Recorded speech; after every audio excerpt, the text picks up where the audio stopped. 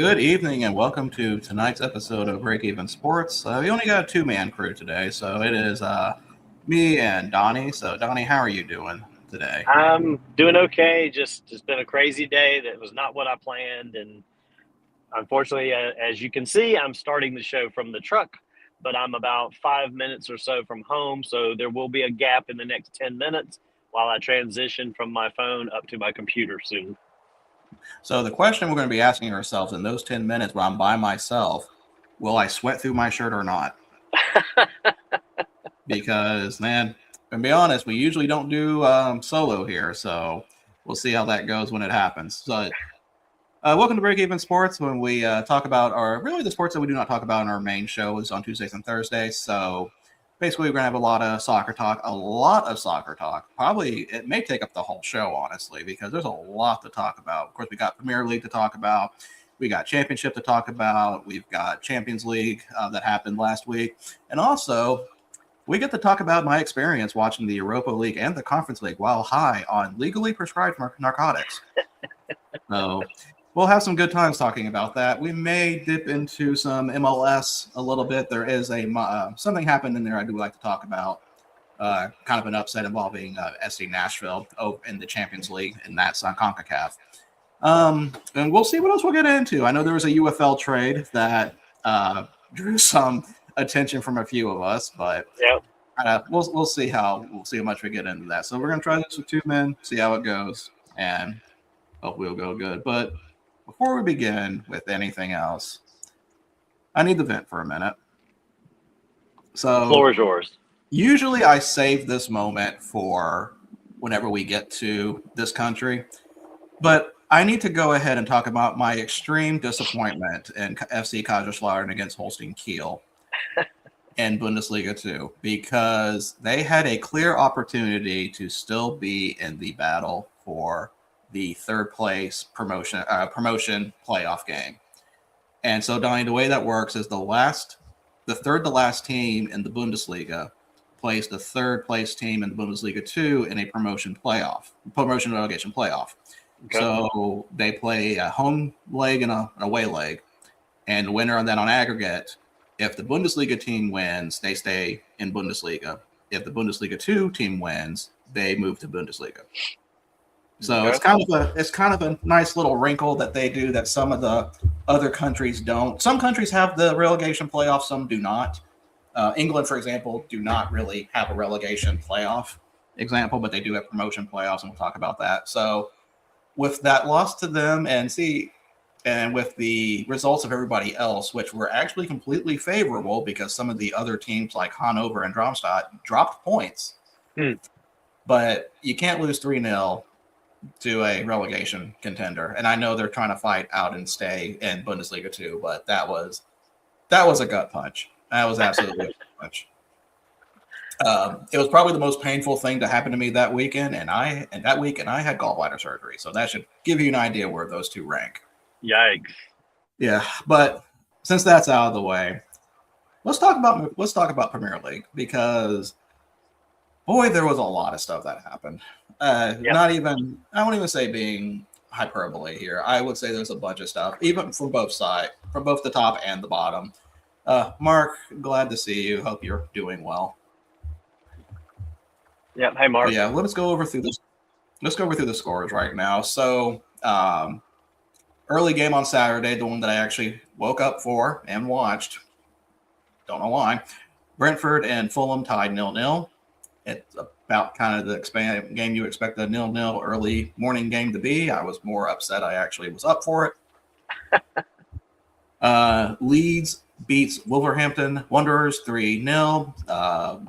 With, of course, all the other results going on, Wolves can no longer officially be out of the relegation zone, so they are officially relegated from the Premier League.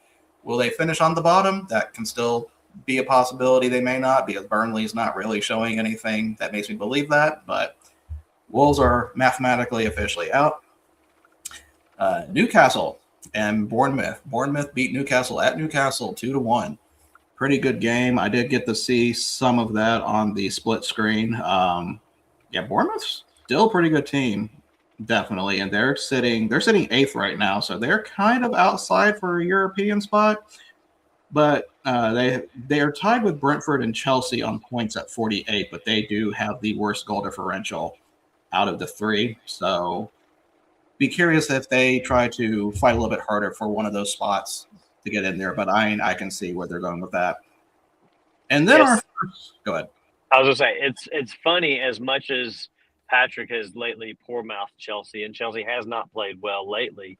They're still right in that little group that you just mentioned in the upper half of the table there.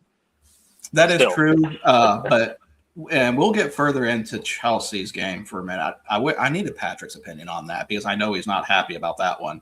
Right. But Chelsea may be knocked out of Champions League contention. And I think that's really what the main thing about that was, because some of the other results, especially a certain result on Sunday that we'll talk about, kind of explains that further. But the first big game that happened that we're going to talk about, Tottenham and Brighton tie 2-2. So I did watch all this game because, this is kind of when you have a big club like this in a relegation battle, you have to sit and watch and see how it goes, because this was kind of the game that's like, okay, you had the road game last week that didn't go your way. You lose to Sunderland 1-0. Playing on the road against Sunderland, that's a hard ask. Right. You're at home against Brighton. Brighton's a good team, so I'm not going to say you're going to completely demolish them, but this was probably, I would say, a favorable game. And up until stoppage time, it pretty much was. Tottenham looked really good because Xavi Simons got a goal in the 77th. He looked what he was paid to do there. Probably, I'm not going to, maybe his best game this season, I would say so far. And you're in stoppage time, and you're kind of thinking, I'm thinking during that time, it was like, okay, they've got it secured, I think. I don't think there's any way Brighton's going to come back. They kind of look like they're losing steam. All it takes is just one defensive mistake. Denzo tries to play a ball out the back instead of clearing it for Tottenham. Gets picked off, and then I'm going to say this about the Rudder goal for Brighton. If Tottenham go down, you are going to see that goal in every sort of documentary or highlight package as the goal that did them in. Right. Yeah, even though it's not the final nail, it was the first hit of the nail that sealed the coffin. Right. This was the nail that pretty much kind of solidified to me, oh, this is probably going to happen now. Yeah, because that shot that erased 2 points for them easily, and that could be a difference. Yes, that will definitely be a difference. There is still kind of a line of hope because of a certain game on today that we'll talk about. But yeah, I saw that goal and I was speechless. And like, even in the group text, when I was texting you guys about that, I wasn't trying to bait anybody. I was just like, you guys have to see what just happened. Right. Kind of thing. Because it's like, I can't believe they got it. And then it's like, when that happened, it's like, there's being a bad team, and there's being an unlucky team. Right. Tottenham right now is kind of going through both. And so it's like, that's kind of definitely a huge, huge disappointment for them to go down, to basically think you have the game won and then just to have that happen. I will say this, Tottenham is clearly playing with desperation. Yeah, I think it's pretty obvious by the way that they're playing. They're playing a little more frantic compared to some of the other relegation teams that are kind of still in the drop. Yeah, they are definitely now playing as a desperate, bad, unlucky team. So I don't know what to expect from that. Their next game is at Wolves. So surely if there is especially a Wolves team that no longer has anything to play for since they're officially relegated, if there is a time to turn it around, or at least have some kind of semblance of hope, it is this game. I will say this: if they even draw this game, I think this is now a must-win at this point. If they draw this, I think it's over. Because you're at Aston Villa, who's still trying to secure a Champions League spot. They're away. They're home to Leeds. Leeds is safe, so I don't think Leeds is really going to be in danger. So they may not have anything to play for there. They're at Chelsea, still fighting for a Champions League spot and a Europa League spot, which is no longer a given considering everybody else's. And then home against Everton. Everton's fighting for a spot in Europe. So now you're playing teams that have more to play for. Beforehand, Brighton was kind of like one of those that were just in the middle. I don't think they are. I mean, they are a point away from like Conference League and 2 points away from Europa, but they're nowhere near Champions League. So, like, there's still some European places for some of these teams, but that's a hard ask for Tottenham to do that. Yeah.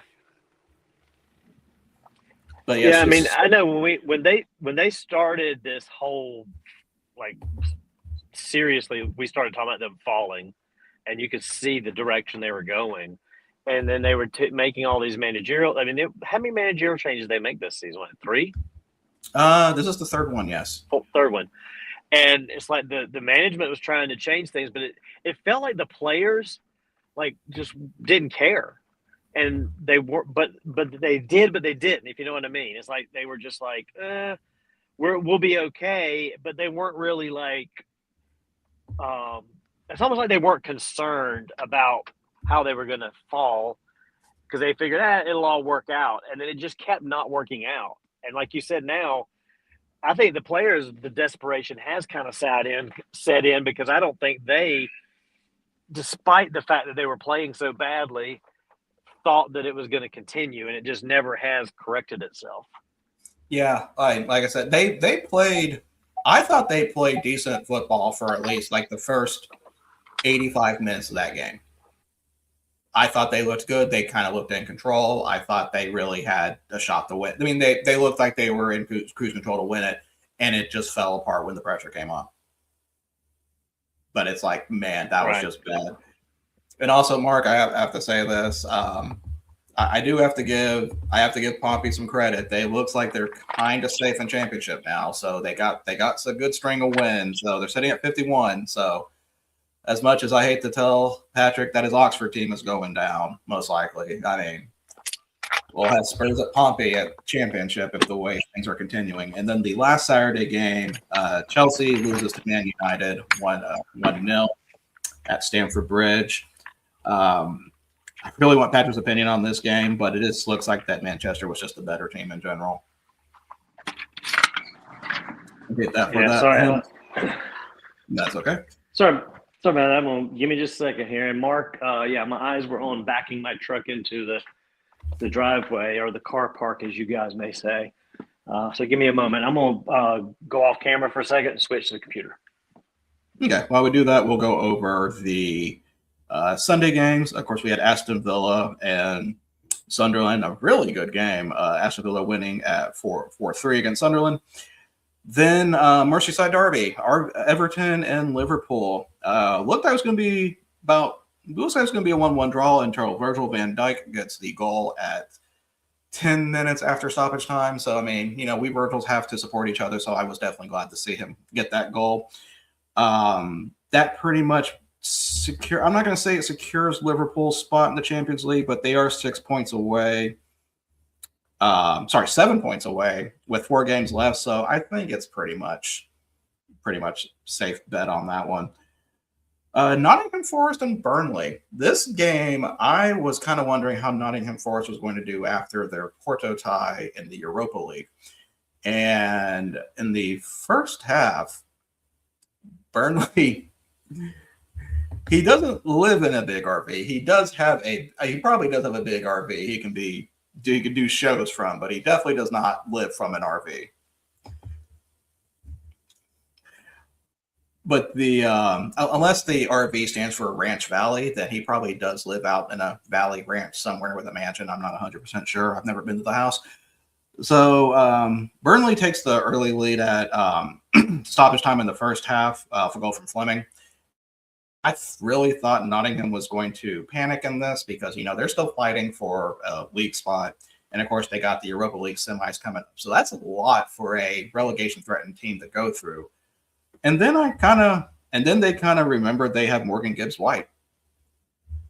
Just gets a hat trick in the second, followed by a Jesus goal at the stoppage time at the 8th minute. And they were able to turn that around, man. Gibbs White is a fun player to watch. I know Tottenham were trying to get him at the transfer window, but this did not happen. So if they stay up and if they win Europa League, that man deserves a statue, because it's gonna have to go through him if they're gonna stay up and win the Europa League. And like I said, we'll go over the Europa League matches next on that. Then the big game at the top, Man City beat Arsenal 2-1.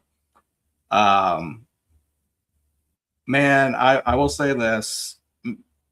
Arsenal, I've heard people saying, like, some of the commentators, Arsenal played a good game in this. I don't think they really played their best. I mean, their only goal came off of a complete, I don't even know what to say, just a complete mistake by Donnarumma, the Man City goalkeeper. I blinked and I literally missed that goal because they were still showing the Cherki goal. So that was kind of a nice goal to see there. Then Haaland has to get his goal in the 65th to pretty much kind of put it out. So yeah, we were talking about now you're talking about Man City beating Arsenal 2-1. So all Man City has to do is beat Burnley, and they will probably be on top of the table. So Arsenal goes from a possibility of having 4 trophies this week, or not this week, this season, to possibly only having 1, and then even that one's not possible. So maybe even none. So it's kind of funny. The team that has the best chance at a trophy now that's still playing is probably Nottingham Forest. That's crazy. Yeah. But we'll see what happens, see how Arsenal kind of reacts to that, because while Man City's got Burnley next, Man City's still in the FA Cup, so they have to worry about Southampton in the semi, so that is an extra game. But Man City's got Burnley at Everton, Brentford at Bournemouth, Crystal Palace, Aston Villa. So those last 4 games are kind of upper table teams. So that could be a little interesting to see with there. Arsenal, on the other hand, they've got a Champions League. They still have Champions League ties with Atletico Madrid to go through. Atletico Madrid that did lose the Copa del Rey, which we will talk about that later. But they've got to play Newcastle. They've still got Fulham. Oh, that's good. They've got 2 relegation battle teams with at West Ham and Burnley. And then they finish at Selhurst Park at Crystal Palace. So it could be a situation where title may be decided by the final day. Yeah. I'm kind of shocked that the way Arsenal was going, that they've allowed this gap to be closed even more. But see, and I kind of thought about that because there's certain signs that Arsenal was kind of slowing down a little bit. There have been some games where I feel like they've got more lucky than, they're actually the better team. yeah, They got knocked out of the FA Cup by Southampton. They lost the League Cup already. So I mean, yeah, these are kind of the armor starting to get a little rusted for them. It's starting to fall apart a little bit. because they were on a roll for a while there. I mean, they were winning. They weren't drawing. They were winning a bunch of games. And then you're right. That Southampton game, the English FA Cup loss, like they lost that. The Champions League first leg 1-0. Then they lost to Bournemouth, and then it was a draw in the second leg. You could see as I look at the fixture here, and then they lost to Man City. So yeah, it was just like something happened all of a sudden with that FA Cup loss. Yeah, the Bournemouth loss, I think, was like the main circling that. I'm like, okay, that's that's not supposed to happen. No, and that was it goes back to what I was talking about a lot all season long for me learning this year. All the like Champions League cups, the Carabao Cup, the FA Cup, all these things in addition to your normal league. I mean, it catches up with these guys at some point, and it looks like that's what it's starting to do here with these guys finally. Yeah, so I'll be curious how they respond to that, but I think we're all expecting Burnley and Burnley plays Man City Wednesday. So I'll definitely keep an eye on that. That is at Turf Moor. I know everyone's expecting Burnley to not win that game, Man City to win that game. I'm not going to act like, oh, Burnley's going to get a draw. No, I don't expect Burnley, especially when you're this close to getting, top of the table and winning a championship. I expect Man City to probably destroy them. Yeah, and definitely it's like Man City has the mission and Arsenal is like just hanging on by a fingernail. I think that's probably the right way to say it. They're definitely deflating at the wrong time. Yep. So let's talk about, before we get into this last game, let's talk about what we're looking at the table here. So before today, you had a clear indication going at the bottom. Nottingham Forest is at 36 points. West Ham was at 32 points. Tottenham was at 31. West Ham did Nottingham and West Ham had a perfect opportunity to really separate themselves from Tottenham here. Both of these teams, if they have a chance to win, I think that's probably going to happen. I was snickering at his comment before that one because, Mark, I walked right through the garage, past the beer fridge, and no, I did not grab a beer out the fridge, unfortunately. So it is what it is. Donnie, I'm going to tell you, if I get an all clear on this liver before this Florida trip, I'm afraid what's about to happen. I'll keep you in check. I won't let you get Birmingham giddy. I mean, well, I don't think I remember, like, I've not had a beer in since October. So like all my resistance and tolerance is gone. So I got to build that back up. But and Tampa's got some good stuff. So well, I see I've been to a lot of the St. Pete breweries. Okay. So like I've been to there's one called Green Bench, there's one called Mad Beach, which is over by John's Pass, if you're familiar with that area or not. Not really. Oh yeah, there's some good breweries there for sure. I think Mad Beach is the one that you can get a flight of all of their beers, and they've got like 32 of them. Oh my gosh. Yeah. So you don't need to go there yet. Okay, I will control that. I'm an adult. You don't tell me what to do. You're not my dad. But no, I'm not taking you back to the hospital either. No, that's fair. But no, if Tampa, I don't really know. I don't think I've only done. I know I've done one in Tampa, but I cannot remember which one. Well, Cigar City, or not? Is it not Cigar City? Is it? It's oh my gosh, it's Cigar something. I'm totally drawing a blank. I think Cigar City, the one that makes Highlight. It is Cigar. Yeah, Cigar City. Okay, Cigar City. Okay, I said that right. I've been there, and had a few beers. I actually got a 64-ounce growler, which was funny to me. They could only sell 64-ounce growlers back in the day when I got that. It was Florida law. You couldn't sell a growler smaller than that. I'm like, really? Like a whole 60? Okay, whatever. Yeah. So that's one that I like. But I've been there, so I want to try to find some others that I haven't been to, possibly. Yeah, I'm sure we'll definitely run into some. So I know I know at St. Pete they do have like a little book that's got them in there that they kind of offer around like at some of the guest stops. But like I said, Tampa, I don't really know much as thought I would. I know there's one at Clearwater, big storm that I went to. I just did a quick little type of. I go to that one. I need to get Chris Storm a magnet or something from there. Chris could give us some heads up on some possibly. So Tampa Breweries list, I pulled that up real quick. So Cigar City's at the top. Coppertail in Ybor City or Ybor City. Ybor. Angry Chair, known for stouts and IPAs in Seminole Heights. Hidden Springs in downtown Tampa. Berry House Beer, specialized in German style lagers in Ybor.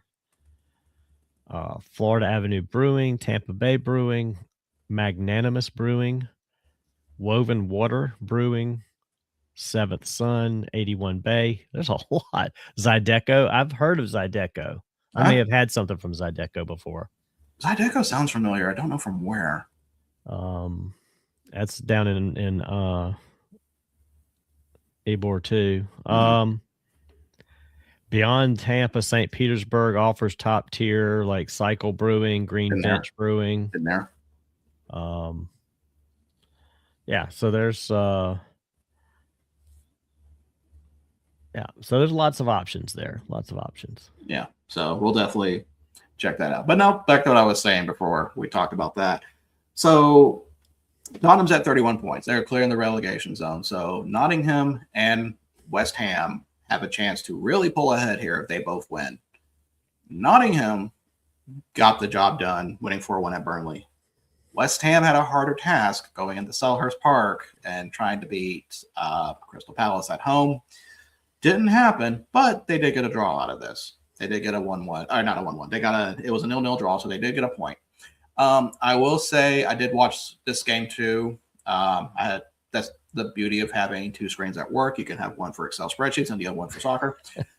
And the commentary kind of said something that made me, when I was watching, I kind of had that thought at first.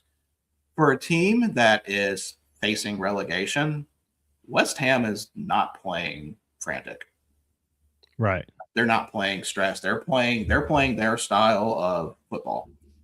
And like I said, while it didn't work out against Crystal Palace, I mean, it looks like I really don't think they feel like they're in any danger of going down.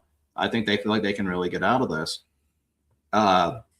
Their fixtures coming up, kind of a mixed bag. You're playing Everton, playing at Brentford, playing Arsenal, playing at Newcastle, playing Leeds. That's not easy. No, I was about to say that's for them to not be in a frantic mode. They've got a, I guess, somewhat tough road to hoe there for that those last five. That's definitely, I think, out of the. Let me check Nottingham's before I say this statement, because I don't want to say Nottingham's not as easy. No, they've got two against Aston Villa still. Well, that's Europa League. One's Europa League. Okay, I'm sorry. They both are semifinal in Europa League, so that's an all-English semifinal. Sorry, but they're at Sunderland, they're at Chelsea, they play Newcastle at home, they're at Man United, then Bournemouth. That's not going to be as easy. No, those last 3 weeks are going to be trying for these relegation teams. Pretty much. I think Nottingham's got the better. I think Nottingham is more talented. I think they've got the better players to survive and get out of that. Mm-hmm. West Ham, I don't know. I said before, I even think it was back in, whenever was it January maybe, that I feel like that West Ham was one of the bottom three that was going to get out. Yeah. I still kind of believe they're going to be safe. Mostly it's kind of A, from Tottenham's ineptitude, and B, West Ham just kind of finds a way. Honestly. Yeah, I think you felt like Nottingham was going to fall and West Ham would climb up. Mm-hmm. Tottenham wasn't an issue at that point, and they just sort of worked their way into passing both of them on the way down. Yeah, we all expected like Tottenham to turn around. Yeah. But in the end, it's like they never did. They just decided we're just going to go further down. So that could be why. But I wasn't as big on Nottingham. That's kind of, I think watching some of their games recently, I've kind of changed on that a little bit. Right. Like I said, they're not completely safe yet. They can still fall apart there, but Like it was like right now, Nottingham's probably feeling pretty good about themselves about being where they are. As for the table itself, I do want to address the middle of the table here because you have Liverpool at the 5 spot with the Champions League, and then you got a 7-point gap with Chelsea. So Chelsea is 6 with the Europa League spot. Brentford is 7th currently with the conference spot. And look between 6th and 14th, it is split by only 6 points. Right. So Chelsea, Brentford, Bournemouth, Brighton, Everton, Sunderland, Fulham, Crystal Palace, and Newcastle are still technically in the race for some of the Europa spots. Right. There are some teams I do not think will probably fade off. Fulham really had a chance against Brentford to probably make up some points on that, but that just did not happen. So there's a lot to still fight for some of these middle, even some mid-table teams that just want to have a chance to, get to Europe. And then 15th through 20th. So Leeds at 39, Nottingham at 36, West Ham at 33, Tottenham at 31, Burnley at 20, Wolves at 17. Leeds is one I feel like no one's really talking about. I think they are safe. I would like to think that they're safe, but they're still not completely out of this. Yeah, let's see. They've got at Bournemouth. They got Burnley at home, at Tottenham, Brighton, West Ham. It's Favorable. It's a favorable, yeah. So, by the way, Leeds, while 8 points clear, still would not say they're completely out of it yet because anything could happen here. True. So, and they've got an FA Cup in there as well against Chelsea mixed in the middle of that. So that's right. I forgot they were the other FA Cup semifinalists. Yep. Yeah. So that's it for Premier League. Of course, games do start tomorrow, so we do have some midweek games to go over on that. So I'm looking forward to some of these, especially Brighton and Chelsea. I think it's going to be interesting to see how Chelsea respond after that loss to Manchester United. Right. When it comes to the relegation teams to keep an eye on, we already talked about Bournemouth playing Leeds. Yep. Leeds was playing at Bournemouth. Burnley's got the gargantuan task of trying to beat Manchester City at Turf Moor. Good luck with that. Nottingham goes to the Stadium of Light, Sunderland. That could be an interesting one. Tottenham's already failed there. Can Nottingham get a result there? We'll see. I think a point there, people would probably be ecstatic from that one. West Ham plays Everton at home. I feel like that could be a winnable game for West Ham. I know Everton's still fighting for Europe, but we'll see where that goes with that. Tottenham has a chance to make ground since they're playing Wolves at home. I said if Wolves had a better string of results and then just flat out crash where they looks like they could possibly escape, I think this would be more of a battle for them. Mm-hmm. Knowing that they're fully relegated now may probably make a difference. Where it depends how much they want to play spoiler, because if it makes me wonder if they know that if Tottenham lose this game or just get a point from it, that it may be the true death nail. But we'll see on that one. So that is it for Europa League, and also not for Europa League, for Premier League. And don't forget, Donnie, Crystal Palace does travel to Liverpool, where they have had obscenely successful luck in the past few fixtures. So we'll see if that streak can continue. Yeah, I mean, at this point for Crystal Palace, for me, they're just kind of riding it out. They don't really have anything they're playing for to win, and they're above relegation for the most part as well. So it's just kind of like, let's finish out the season and move on. Yeah, I think at this point, Crystal Palace can probably say that their priority may not be the league anymore. I think they're safe. I see they're safe to focus on one of the tournaments we'll talk about. Right. When we come to championship, let's talk about this for a minute.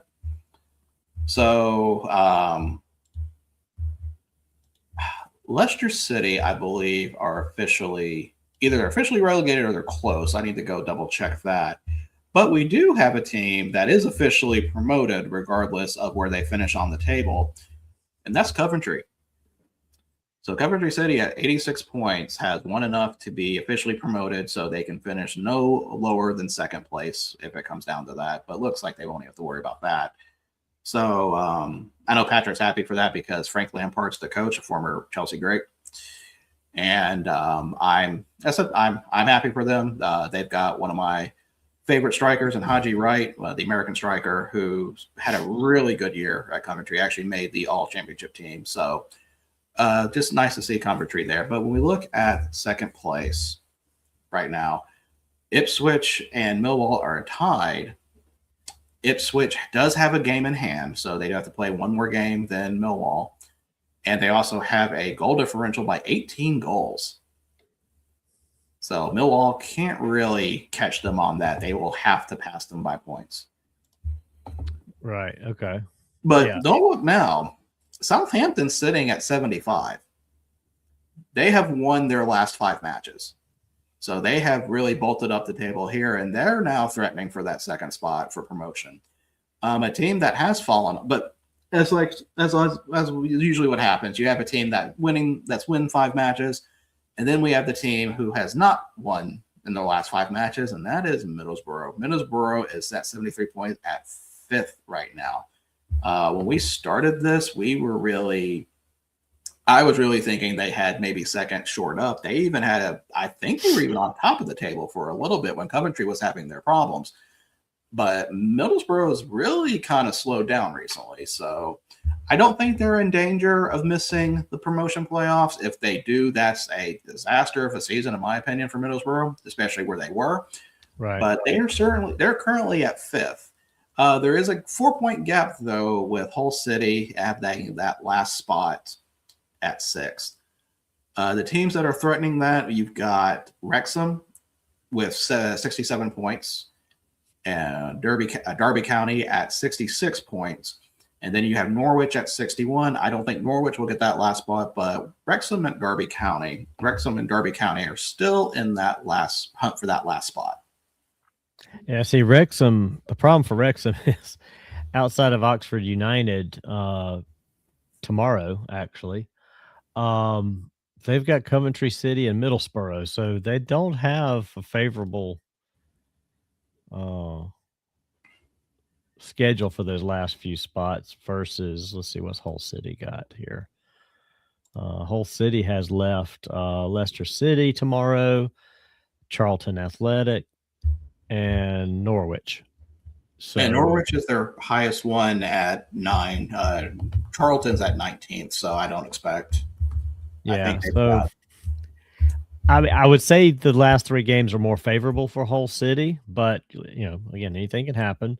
But yeah, I mean, Wrexham's playing the number 1 and number 5 teams after tomorrow's match, so right, not the most favorable thing unless they can just pull off something crazy or one of those doesn't show up for some reason. Right. When it comes to the bottom, Sheffield Wednesday, I know Patrick was wondering, can Sheffield Wednesday get positive points? They are now at -3. They are just clawing back to 0. Like I said, they make positive, we're gonna throw a party. Oh my gosh, let's see. Is there anybody? I think their schedule's pretty brutal. Yeah, they got Middlesbrough on Wednesday, Oxford United, and then they finish with West Brom. Okay, so Oxford United, and Oxford United's fighting relegation battle, so they're really gonna be playing that game. West Brom, I think, is safe. Well, they're tied with Blackburn right now, but they're both of them are 5 ahead of Oxford. So, right. I mean, that might be, I guess, their most favorable chance at this point to get a win and at least get to nil. But who knows? And while Leicester City is not mathematically relegated yet, they are pretty much relegated. Yeah, I don't see. I don't see them climbing out of that with what they have left here because again they've got Hull City, Millwall, and then Blackburn. Yeah, two teams that are fighting to keep their playoff spots. Millwall fighting for automatic promotion, and Blackburn probably safe, but would probably need another win to really secure that.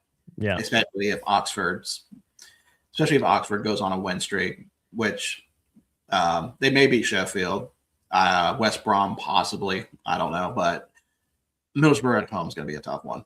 yeah. Especially Middlesbrough. Maybe Middlesbrough's also been sliding, so maybe this is the game for Middlesbrough to kind of correct the ship. Because if they lose that game, I don't know what's going to happen to them. Yeah, I mean I don't think they're in danger of dropping out of the playoff. I mean they've got 4 points on Hull City at this point. Right. For that last spot. So I don't think I think they're in the playoff unless they just drop a couple of eggs here or something. I don't know. Yeah. So definitely have to keep a track on that. So let's switch over to Champions League now. Or as we should call. So there is a possibility, and of course I am not a man to put a cart before a horse. But there is a possibility we may have an Aldani final. Okay. So our two semifinal matchups, we have PSG at Bayern, or PSG versus Bayern. PSG, we got the first leg first, and then the second one is Atletico Madrid versus Arsenal. So out of these four teams right now, Bayern seems to be the most unstoppable. Now, of course, Atletico kind of had a moment of mortality losing to Real Sociedad in the Copa del Rey, which was a really good matchup when I got to see some of that. Arsenal, we've already talked about, documented the slides that they've kind of gone through. So I know they're going to be looking to – this may be their best chance to win a trophy if they can't keep up with if Manchester City is about to pass them. So we'll see how they react to that. PSG, I do want to talk about PSG real quick because – usually with France, it's kind of a foregone conclusion that PSG is kind of like pulling up ahead. They tend to be like what Bayern is in Bundesliga for the past few years. They are only up. Now, they still have a game in hand, to be fair, but they're only up 1 point right now in Ligue 1. They are only 1 point ahead of FC Lens, or RC Lens. Is sitting there at 63 and 62 points. Now, there is a sizable gap after that because Lyon at third place, Mr. Tessman's club, is sitting at 54 points. So it's clearly a battle for the top there. Let me see how many games are left for them because I know they're wrapping up soon. Which one? This is the French league with PSG. No, you're okay. I didn't know if you were asking for Lyon's schedule or PSG schedule. Okay. No, not Lyon. I mean, I think Lyon's pretty much, they still battling for third and fourth right now, but I was mostly checking for PSG. So there's about 6 games left right now. So they still, actually more than 6. No, 1, 2, 3, 4, 5. No, there's 6 league games. They've also got the Champions League games. Yeah. So there's 6 league games left, so there's definitely a lot of movement that can happen between the two. But something to keep an eye on. I was not expecting PSG to be that kind of catchable this point in that league. So they have shown that they're not completely immortal either. Only Bayern's really the only team that I would feel is completely almost a juggernaut right now. They beat Real Madrid quite handily. And so Donnie, if it comes down to these two teams, Bayern Munich and Atletico Madrid, who are you picking?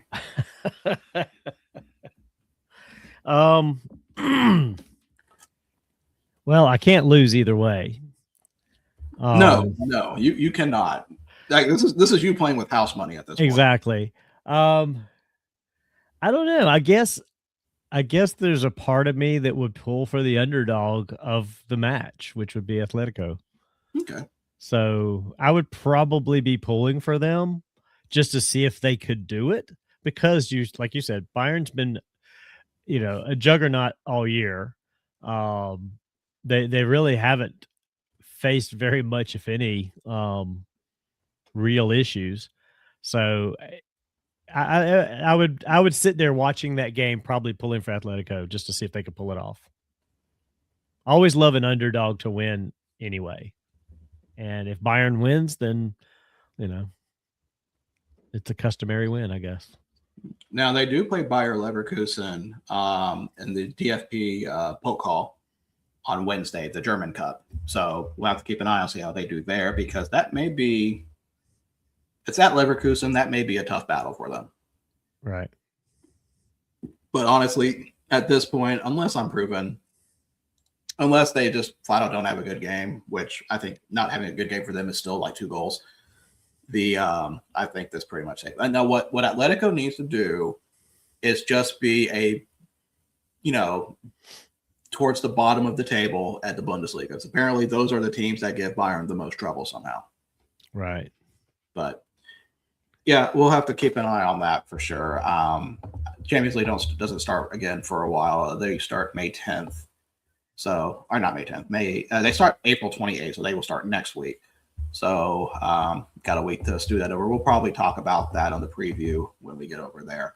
So let's talk about Thursday. So, as I mentioned earlier, I've been at home for the past week, recovering from surgery, and let's say I got some good stuff to help with pain management.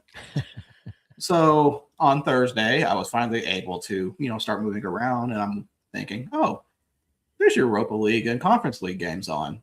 I do have to give props to Paramount Plus for this, because they have I don't know if you have Paramount Plus or not. I do. Yes. You do. They have the Golazo network or show that basically keeps track of all the games going on. And if anything important happens, they'll basically jump from game to game to catch all the goals. I thought their broadcast for how they handle the Europa League and Conference League was really good. I need to give that more of a watch whenever we're like in the group stages with all the other games going on. Right. So yeah, if you want to see that next time, give that prop. So Donnie, when the Conference League games semifinals start April 30th, I would check that out. Okay, I will definitely keep that in mind, because it sounds like Red Zone is for the NFL to some extent. I would say that's a good comparison. Yeah, cool. So when we talk about Europa League, so we had we're down to our semifinals for Europa League. For quarterfinals, Celta Vigo and SC Freiburg. Freiburg beat Celta Vigo 3-1. Real Betis completely falls apart against Braga. Betis was up 2-0 in that game, and Braga comes back and beats them 4-2. It was also 3-5 aggregate. So Braga basically had to go into Real Betis to win that game, and they did. And it's like some of those Portuguese teams, they're good. They're good. Braga's probably one of my favorites to watch, because you always expect a good game out of them. And plus, I'm not wrong, I think they're the ones whose stadium is up against a mountain, unless they moved. But we'll look for that later. And then we've got Nottingham Forest beating Porto 1-0. So Porto had a red card in the first, 10 minutes. And they still looked like they were going to be. They were clearly, while Nottingham did get a goal, they were able to move on aggregate. Porto was still threatening in this game down to 10 men. I really thought Porto was going to get an equalizer. And if they got one at that point, you almost felt like they were going to win in extra time. Right. So, and of course, they're currently on top of the Portuguese league. So I would say definitely an upset. Not to say that Nottingham's a bad team, but I thought FC Porto had a really good chance of winning this tournament. And all it just took was just one straight red card, a justified, warranted red card, not a controversial one. Right. And they're knocked out. Well, and it says here, this is Forest's first European semifinal since 1984. Yes. That's a while there. Yeah, 1984. I believe that is the think Nigel Clough was still the coach in '84. I have to double check that. I'm sure you were watching that game. I was not born yet. I know, made me feel old. I was a junior. Oh no, actually, I was a sophomore in high school. I said Nigel Clough. I meant Brian Clough. Nigel is his son. Yeah, Brian Clough was still at Nottingham Forest in 1984. He actually won 2 European championships with Nottingham in 1980 and 81, I believe. He's also, if we're talking about, you guys talked about movies the other day. Yeah. We kind of got stuck on 80s movies. Yeah. Yeah. There is a movie that I think you would be interested in. It is called The Damned United. Came out in 2009, and it's about Brian Clough joining, becoming manager of Leeds United for 1 year back in 1974. And I always thought this is kind of an interesting movie because it's kind of, I thought it was a nice kind of view of how it was, like soccer was back in that time. Okay. So, yeah, I would think if you want to find a good soccer movie, I would look at The Damned United. All right. Let's see. Where can I find this movie? Let me look here. Oh, it's on Prime Video for rent, Amazon, Roku channel. Search Amazon. Okay. I'll see if I can't find that. Yeah, just let me know. Let me know what you think, and then we'll do a book report on it tomorrow. Tomorrow? No, next Monday. Yes, we're going to be doing the DHC Wow. on Monday, next Tuesday. So yeah, just break those out when you can. All right, just like you said with the beer, you ain't gonna tell me what to do. No. And then Aston Villa beats Bologna 7-1. So our semifinal matchups, we have Braga versus. Was that Oscar Mayer Bologna? Not Oscar Mayer, no. We have, and they're not fried either. We have Braga versus FC Freiburg. And an all English semifinal, Nottingham Forest versus Aston Villa. So, really, out of those 4 teams, I don't know who the favorite would be. Villa seems like they would be the favorite, especially because Unai Emery just has a way of just winning this league. Like the Europa League, his like he's won the Europa League many times before, so it kind of makes sense for him to win this again. And if you look at their standings in the current Premier League, Aston Villa's where they are and Nottingham's where they are, and you would think, okay, well, it should be a no-brainer for Aston Villa, but this is a whole separate thing that means different things to different players. So who knows?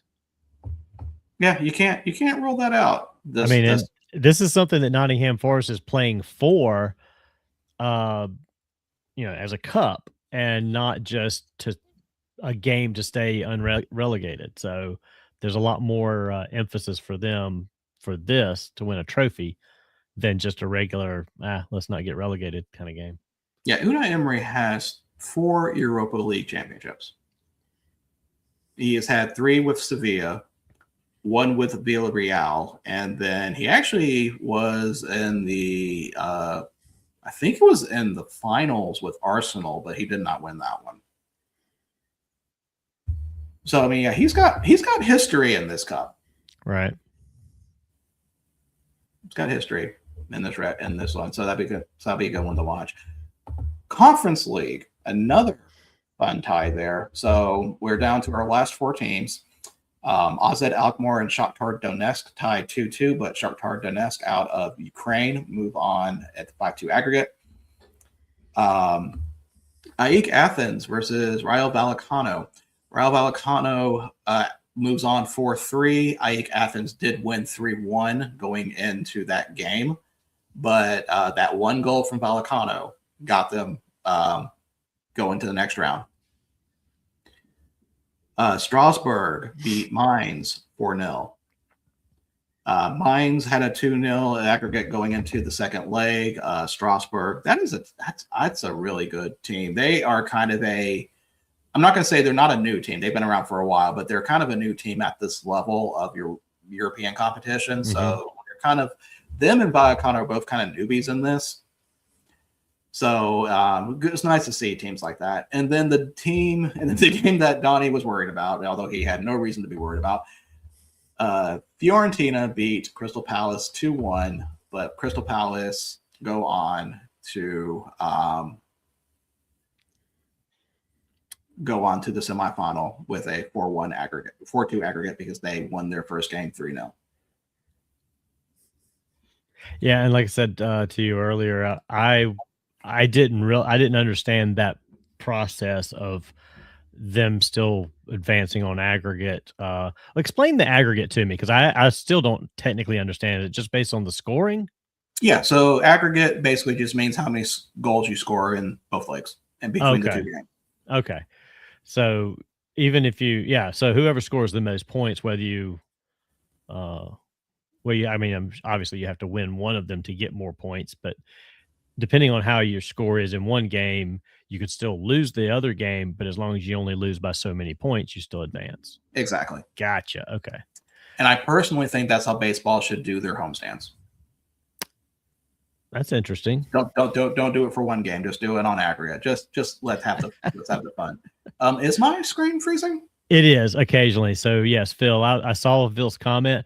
I didn't know if it was me, but you'll be talking and every once in a while you freeze, but it doesn't freeze your voice or anything. It's like the screen just sort of freezes for 15 seconds, 20 seconds, and then it picks back up. It's like interesting.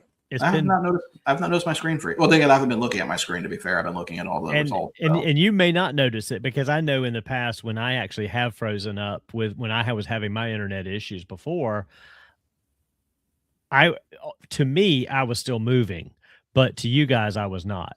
So I think it's the same thing with yours. I think it's just maybe a little, some little glitch on your end, but it hasn't delayed your voice at all. So as long as you keep talking, I just wait for it to kick back in. I haven't pointed it out like Phil did. Thanks, Phil. Oh no, I'm glad he pointed it out, because I'm kind of curious if it was.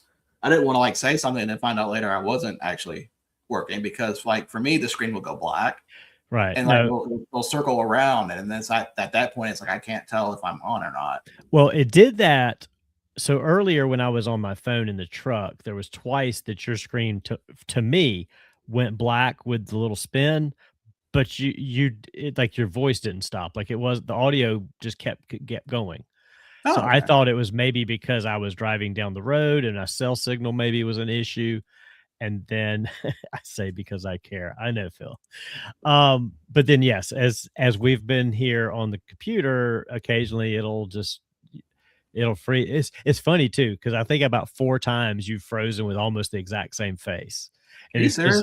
Yeah, it's just it's something about like when you're talking and then you get this one particular look. It's like if I could have screenshot all of those and put them together, it'd be like, damn, that's almost the same thing. But yeah, so it hasn't bothered me. I didn't know if it was just me or not, so I didn't say anything.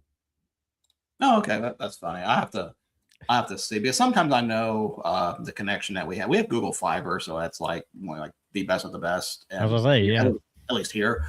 And I don't know if it's just like the placement of where the router is, or just because I've also got the TV going on, so it probably could be a mix of things. Right. So our semifinal matchups, we have the newcomers Rayo Vallecano against the newcomers FC Strasbourg. So a Spain versus France matchup. And then Crystal Palace has to travel all the way to Ukraine to play Shakhtar Donetsk. At least I am assuming that they are playing in Ukraine, or if they moved them. Oh, they're playing in Poland. Okay, but still, they have to go. It's a Ukrainian team, but obviously they cannot use their stadium for reasons, so they're playing in Poland. So okay. still kind of a haul for Crystal Palace. I will say this, Donnie, since I know you're kind of new to this year, or new for soccer. Shakhtar Donetsk has always been like a perennial Champions League team. And from out of Ukraine, they do sometimes make it out of the group. So that is a quality team. They have been kind of dipping in a few years, but that's still a dangerous team. Okay. So I know you weren't going to thinking about, the Ukrainian team, of course we're going to beat them. No, I wouldn't go in with that. That's going to be it. That's probably going to be a hard out. So I shouldn't wear my shirt with Kramer on it that says the Ukraine is weak. No, don't do that. Okay. Don't do that. Because I could pull that out for next Monday. No. We Okay. don't want to piss off our Ukrainian audience. Okay. Yep, so that is it for the See, your screen froze right now. Just really FYI. like it's not frozen. now it's not. Now it's not. It did for like 5 seconds there. Huh. Are you sure it just wasn't me not moving? No, you were talking, but your face wasn't. Your lips weren't moving in the screen. Now, see, you're just doing that on purpose right now. Dang it. if you were a ventriloquist and you could throw your voice and not move your lips, you might have had me. But I've always wanted to learn that skill. I wish I knew how they did it too. Like, I mean, I could sit here like this, and you talk like this a little bit. You can kind of see my throat moving. Mhm. I can't keep the lips from. I don't know how they do the M. That's what I can't figure out, how they pronounce an M without moving their lips. Yeah, I'll have to look into the science of how that's done because Yeah. I've always been amazed by that. Because I can stay away from the M's.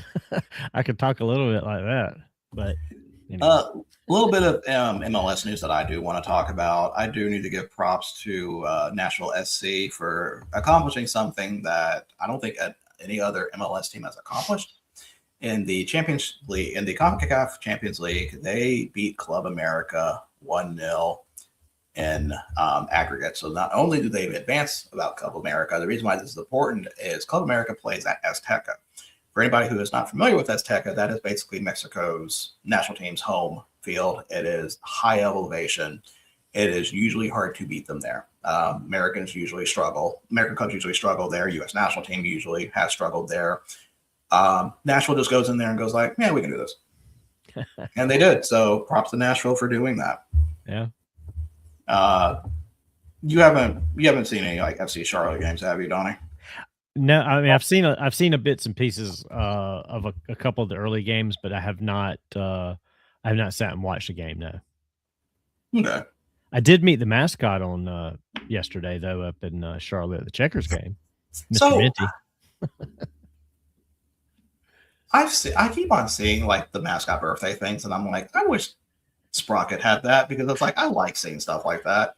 They did it for the Havoc mascots a while back, and it was kind of nice to see who all came for that. But I think it's just nice to see. It's a good way to advertise your team in a way, I guess. Yeah, I mean, you get some of the mascots from other teams in the region, and so a lot of people. I mean, they had a lot of North Carolina centric mascots there. I will say this: the Clemson Tiger, whoever is the mascot of the Clemson Tiger, he makes appearances like crazy. I've seen him at a lot of different things, more so than some of the other college ones.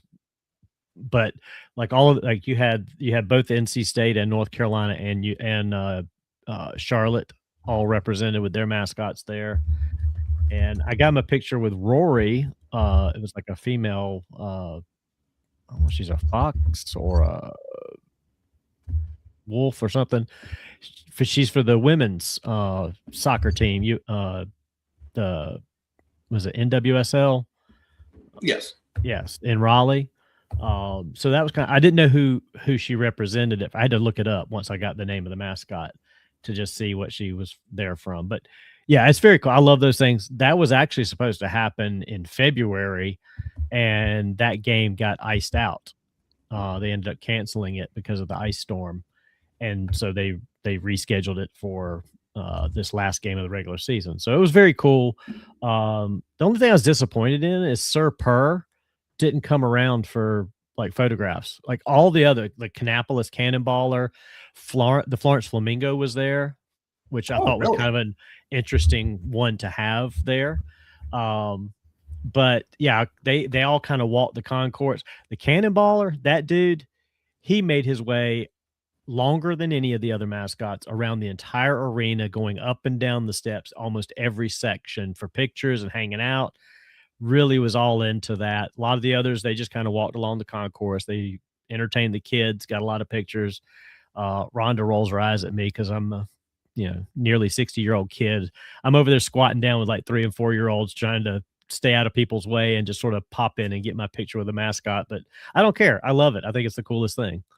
I feel like whenever you're at a place, like if there's not a mascot picture, there's no point. It's like, did you really even go to a place if there's no mascot picture? Right. And Rhonda gets on me too because I do my best to get a picture with Chubby at every hockey game. We only go to 8 or 9, 10 games, depending on playoffs.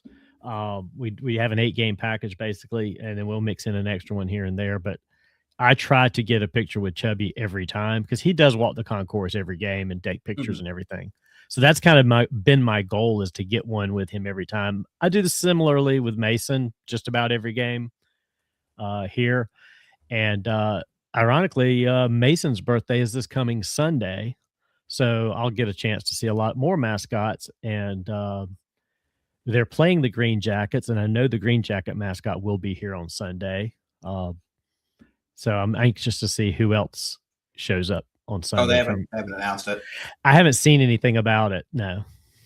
Well, I like to see like the one that's like, oh, they're out there. I was like, that's kind of cool to see, because I think like they did it for Chaos and Ruckus, the Havoc mascots. I think it was Chaos's birthday, and the list. You had UAH, you had Alabama A&M, you had some of the Nashville ones. And then Julius from Rome, Georgia. And it's like, Rome's 2 hours away, so it makes perfect sense. But like, why was I shocked to see that the Rome Emperor's mascot was going to be there? And it's like, that's a different state. Why would they be there? The Nashville ones, oh yeah, sure, that's fine. They come here all the time. But Rome, Georgia, get out of here. Yeah. Well, that's like I said, Clemson and the Florence Flamingo, they were the only 2 non-North Carolina mascots that were there.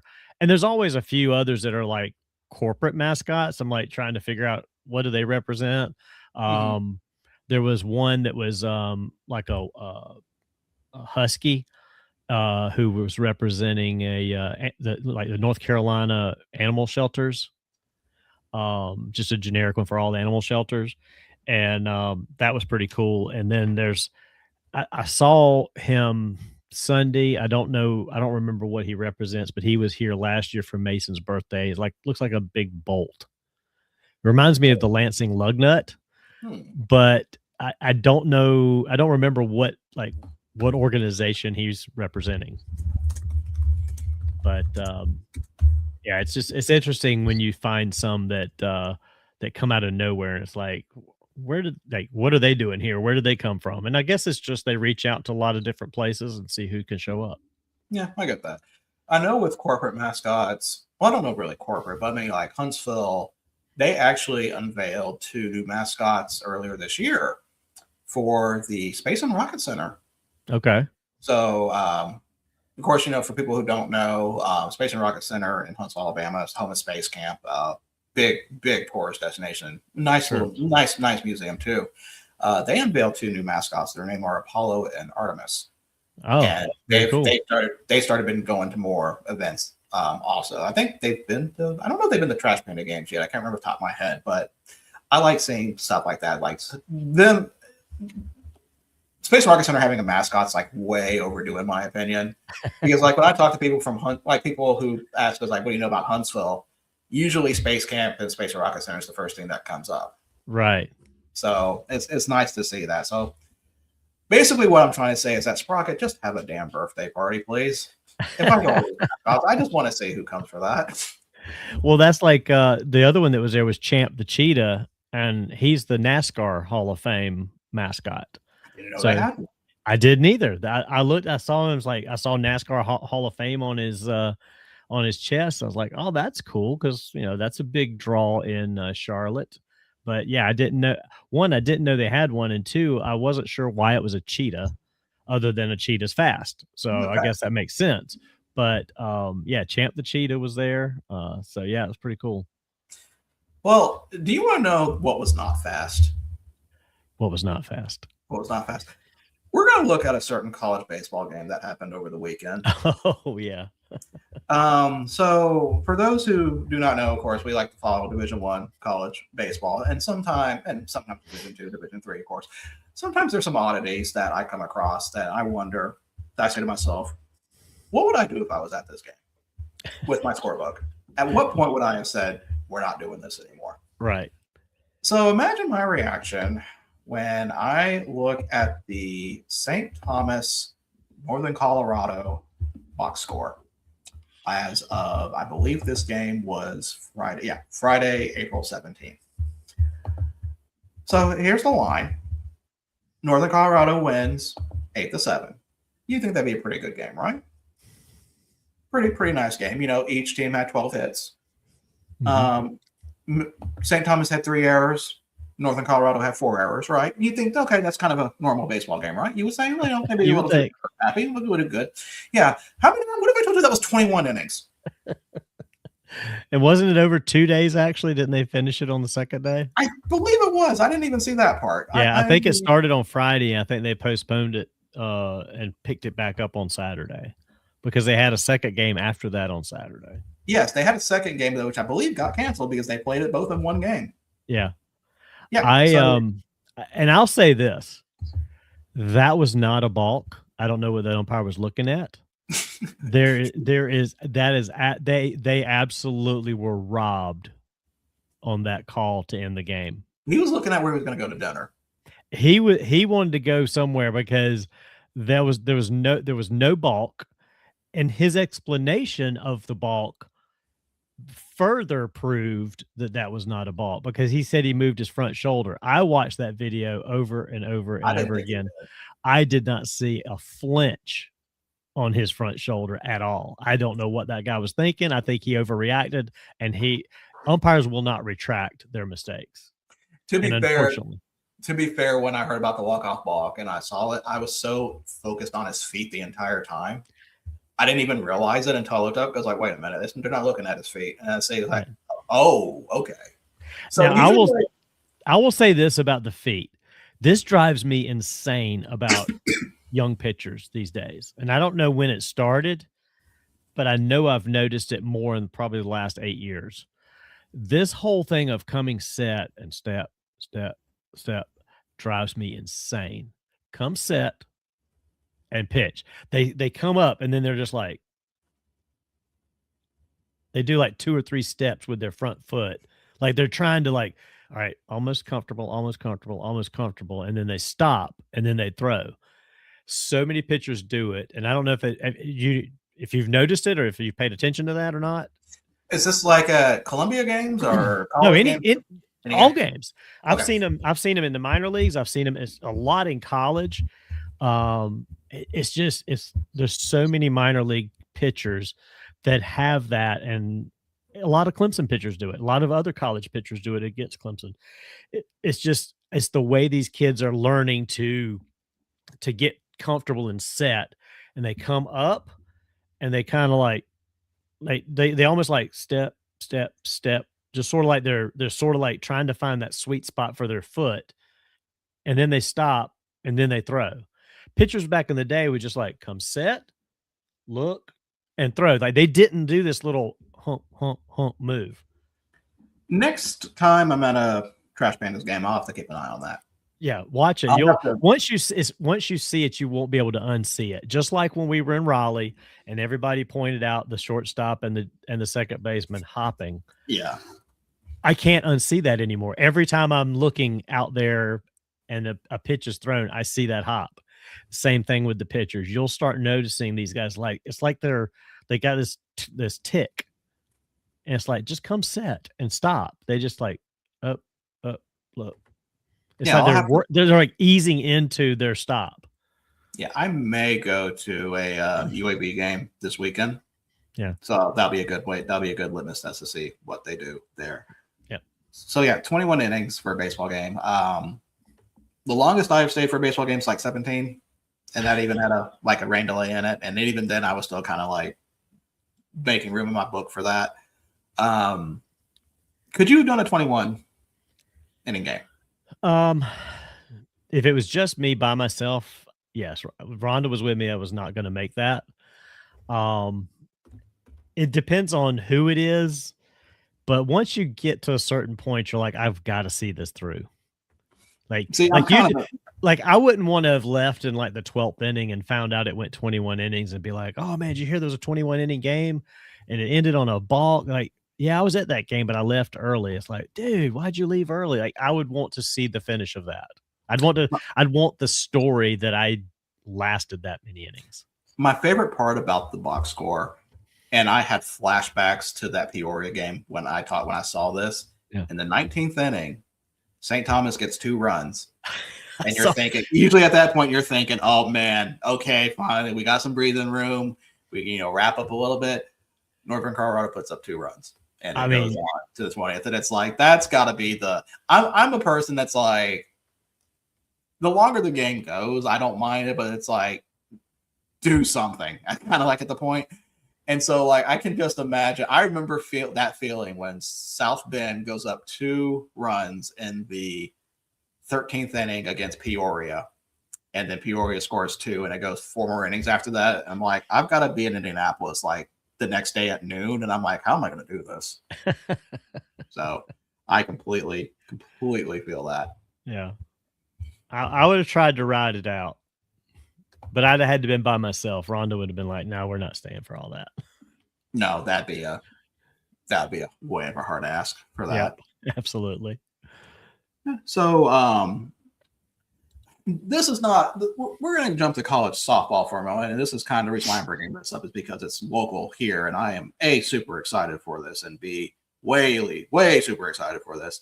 The SEC softball championships are coming to Toyota Field. I saw that. Starting next year. To say that this is huge is such an understatement. This is like, I'm just like so excited just even thinking about the possibility of something like this. So they are built right now at Trash Pandas at Toyota Field. They are building a new clubhouse right now to accommodate like the women umpires, and I think this is what kind of the reward is for getting something like that. So they did a softball showcase last year where they did convert it into a softball field and had a bunch of colleges and a lot of high schools play on that. So that was probably, sounds like it was a really good success to have that done and to have that move happen. So I am absolutely ecstatic. I can't wait to see what kind of ticket packages they will have, if they're going to just offer like one for the whole thing. I may have to look into that. So did they take up the grass in the infield and adjust the base paths to all dirt, or what did they do? They converted there's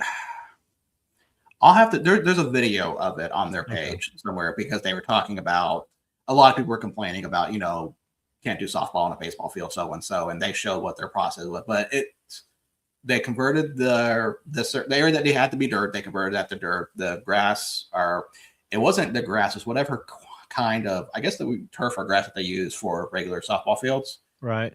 They were able to convert that over, and then they were just able to bring, they had like the little outfield brought in, and like I said, it looked like a legit softball field. So it didn't look like just like kind of a makeshift. It just didn't look like it was kind of it didn't look makeshift. It didn't look like it was just something they just put together like in 5 minutes. So they took a lot of care into this and prepared for this. Well, yeah, I'm always amazed when you have a multi-use facility that can convert back and forth. I don't understand how One OK Field does it for soccer and baseball and back and forth. So crossing over the seasons. It's funny you say that, because remember when I went to Tulsa last year? Yeah. There was actually a Tulsa FC game they were preparing for. Right. When I was walking the field. So I got to see them do that conversion over there. And that was a fun thing to see. So yeah, I'm with you. It's like, I can't see how this works. And then you get there and it goes like, oh, that's how that works. Yeah. They had a video. So when we went there, unfortunately we never got the game in, but Colin gave us a great tour of the stadium. And there was a video, like I saw on a loop, about the soccer team as well.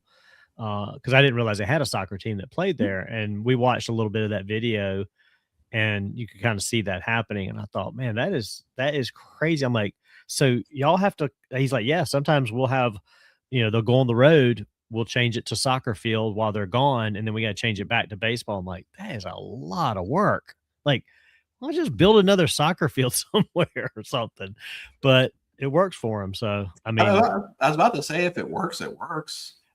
It just seems to me like like the grass that you take up and put down in the base path area for either the soccer players or going back to the baseball players just doesn't have the stability. But I mean, I don't know. Maybe it's thick enough. I mean, I know a lot of the football stadiums and soccer pitches, when they take grass up and down, I mean, that stuff's 2, 3 inches thick. So Mhm. it's heavy and it's not like it's going to move. I mean, Tulsa's not the first team that had to convert their baseball field to soccer. Memphis, before their soccer team left, was like that. Right. So because And I think they said the mound was on hydraulics. yes, So they just like lower the whole mound down under the ground and cover it, which is kind of interesting too. yeah. So it was kind of nice seeing the conversion process when I was there, and it's like, yeah, I'm kind of with you. Like, if you don't see it, you just see it on TV. You're like, how's that look? How's that done? And then you get there, and it's like, oh, okay, that's how. Yeah, exactly. But yeah, that was kind of nice. They're talking about. I do not think I have anything else. You did want to talk about the big trade in the UFL. Oh, that's right. I will say this too, as a before you get into the trade, because one of the teams involved is the team I follow, Birmingham Stallions, and something seems off about that organization all of a sudden. I mean, they have been buttoned up for the last few years. They've won championships. I know, Skip left. I'm sure he left in part because there were issues with his dad and other things, but it's like they've been in the news lately for multiple weird things. And I don't get the trade because I don't know. It just doesn't seem like the style of those two players fit their new home versus their old home. I mean, I'm not gonna lie. I have not been able to watch as much UFL as I've liked. I did watch Stallions versus Louisville the first week, right? Just to see what the reaction, how the Louisville fans were going to be. And so far, the answer to steal a line from you was fantastic. Right. But yeah, I don't know what's up with Stallions. I don't. If it's not because I mean, it all can't just be summed up to AJ McCarron as your head coach, right? And I would think that, knowing what I know and seen of AJ McCarron, Matt Corral seems like the right quarterback for somebody like him to coach. Mm-hmm. And for them to trade Matt for DTR, it's like, you're going in a whole different direction style wise from what I would expect you to. But maybe that's just because I don't know what I don't know. I mean, unless it's just the style of your other players, maybe be. Maybe it could be an offensive line issue. I haven't really looked and see if he's been sacked a lot, and at least with DTR, you have the possibility of not having to. You have somewhat of a better chance, a mobile-ish, to not deal with that. But I don't. And he has more experience than Corral. That's also true. Yeah. But yeah, I'm kind of not sure about that trade when I saw it, but yeah. We'll see what happens, but they definitely need a shot in the arm or something because, man, that's like I can't think of the last time I've seen Birmingham be like this. No, I mean they have been like the preeminent team of the league the last few years. I mean, ever since the new USFL started back with them, they were one of the best teams. With the merger with the XFL to create the UFL, they continued to be the cream of the crop.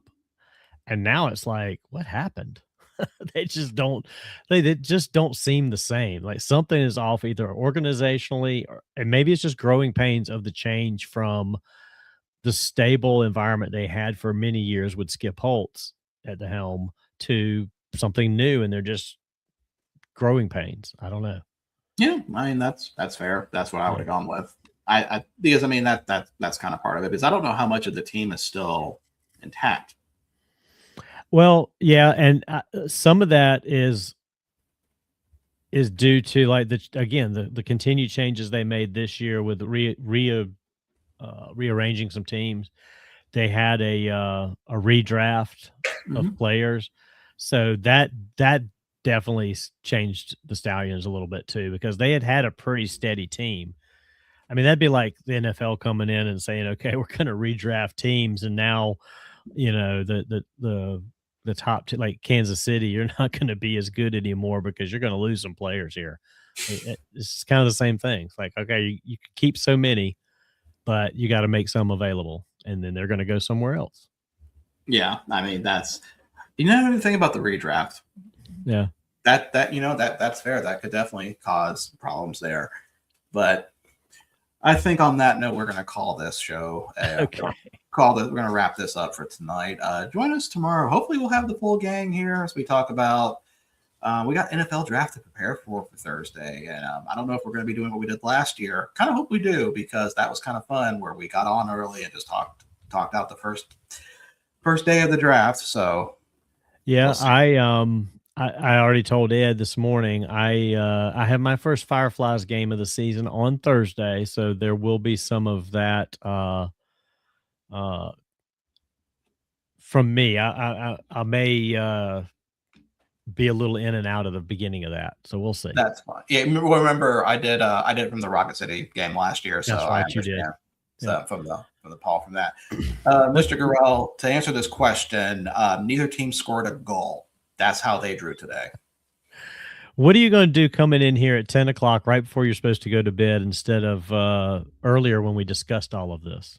Well, you see, when it's just his first and third favorite person on, and Patrick's not here, he just takes his time to show up. Or no, I understand that. True. No, seriously though, on that night, thank you for all joining us. Thanks for commenting. That said, we're gonna call it a night here. Join us tomorrow.